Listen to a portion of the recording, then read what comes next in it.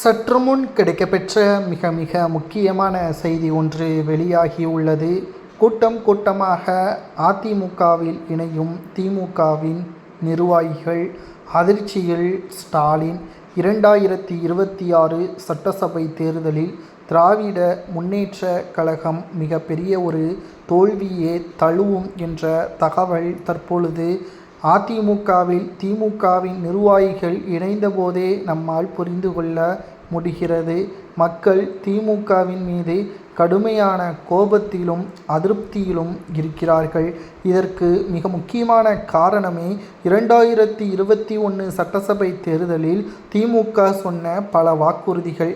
சுமார் 354 வாக்குறுதிகளில் மக்களை ஏமாளியாக நினைத்து வாய்க்கு வந்ததை வாக்குறுதியாக கொடுத்துவிட்டு மக்களும் உண்மையாகவே ஸ்டாலின் அவர்கள் செய்வார், கலைஞரை விட மோசமானவர் கிடையாது, கடந்த 3 ஆண்டுகளாக நடைபயணம் மேற்கொண்டு வருகிறார், மக்களிடம் குறைகளை கேட்டு வருகிறார், நிச்சயம் ஸ்டாலின் அவர்கள் நன்மை செய்வார் என்று சிறுபான்மையினர்கள் பெரும்பாலானோர் திமுகவிற்கு ஆதரவாக ஓட்டுக்களை செலுத்தினர். அதாவது ஒன்றை மட்டும் நல்லா புரிந்து கொள்ள வேண்டும். 10 ஆண்டுகள் ஆட்சி அமைக்காத திமுக பெருவாரியான வாக்கு வித்தியாசத்தில் வெற்றியடைந்திருக்க வேண்டும். ஆனால் வெறும் 3.5% தான் திமுக வாக்கு வங்கியை உயர்த்தியது. ஆனால் அதிமுக 10 ஆண்டுகள் ஆட்சி செய்தாலும் மக்கள் அதிமுகவை புறக்கணிக்கவில்லை. இதைத்தான் திமுகவின் நிர்வாகிகளே புரிந்து கொண்டு திமுகவில் இருந்து விலகி அதிமுகவில் இணைந்துள்ளார்கள்.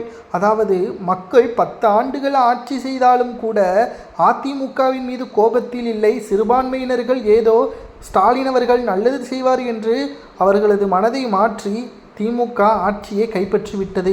சரி, சொன்ன வாக்குறுதியாவது திமுக நிறைவேற்றியதா என்று கேட்டால் அதுவும் கிடையாது.